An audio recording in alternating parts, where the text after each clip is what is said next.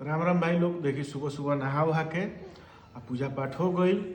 गंगा जी तो ना जा पैनी है तो घर ही गंगा चल रहा है तो वह पानी में फेंट के नहा लेनी है।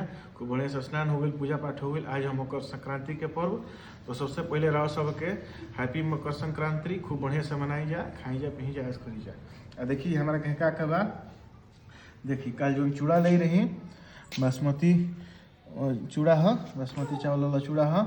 देखिए चीनी बा थोड़ा सा ले बनी, आ गुड़ के धूरा बा, आ दही बा एकदम। देखो तनी घर के बनावल दही बा, देखिए देखो तनी एकदम मस्त दही बा। गुड़ वाला तिलकुट बा, चीनी वाला हम उतना ना खाइला, अच्छा ना लगेला, हमारे ये अच्छा लगेला। देखिए हई टिक्की बा, चिक्की अच्छा लगेला। देखिए आलू और गोभी की सब्जी आज अपने से बनौनी है, देखी जाइए। देखिए कितना देखे में स्वादिष्ट लगता सब्जी। तो अब स्टार्ट करता नहीं सबको। देखिए भाई लोग एकदम चूड़ा दही सान ले बनी और बाकी दही वजह रखले बनी, थोड़ा थोड़ा खोई के खाएं। देखिए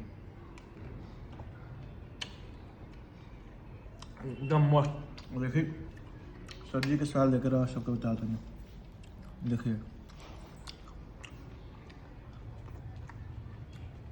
एक नंबर, खूब बढ़िया से भूज भाज के बनौनी है।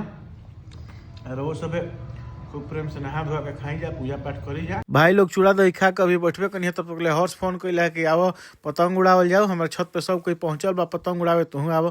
कनी अच्छा ठीक बा आवो तनी। तो देखिए जब छत पे पहुंच गई तो जब सब कोई पहले से पहुंचल रहा है, आकाश रहे है, राज रहे है, उज्जवल रहे है, साभी रहे है, सब कोई एकदम पतंग उड़ावत रहा भाई लोग।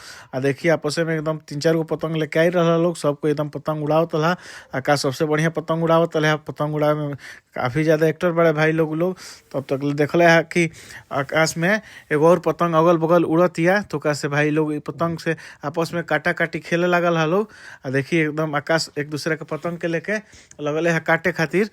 कहते कि भैया रुको इनका के देखाओ तनी हम पतंग काट के तारा के।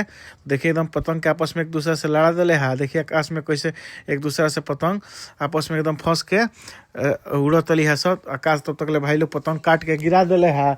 देखिए एकदम देखे में बड़ा ही अच्छा लगता है देखे में। देखिए जब पतंग जब गिर गई तुम कहनी है कि भाई आकाश तो बड़ा ही बढ़िया एकदम पतंग उड़ावता रहे। मान गनी है कि भाई आकाश पतंग उड़ावे में एक्टर बाड़े। ये सब होता है तब तक कहनी है कि तनी हमू पतंग उड़ा ली भाई लोग। तो दिले है लोग हमरो के। देखिए हमू एकदम पतंग के जौन कटर रहा पतंग ये जोड़ल है लोग कि ये सब पतंग हमने के जीतल बन चलो भैया ये उड़ाव। तो ये पतंग लेके देखिए एकदम उड़ाव तनी, बड़ा ही मजा आयल है भाई लोग उड़ा के। देखिए हम एकदम पूरा ऊंचाई तक उड़ा दिल रही है। आ मकर संक्रांति के पर्व पर पतंग उड़ावल एगो मान्यता हो रवा सब उड़ानी है कि ना, तनी कमेंट करके बताइम जा। आ वीडियो अच्छा लगे तो तनी शेयर करी जा, लाइक करी।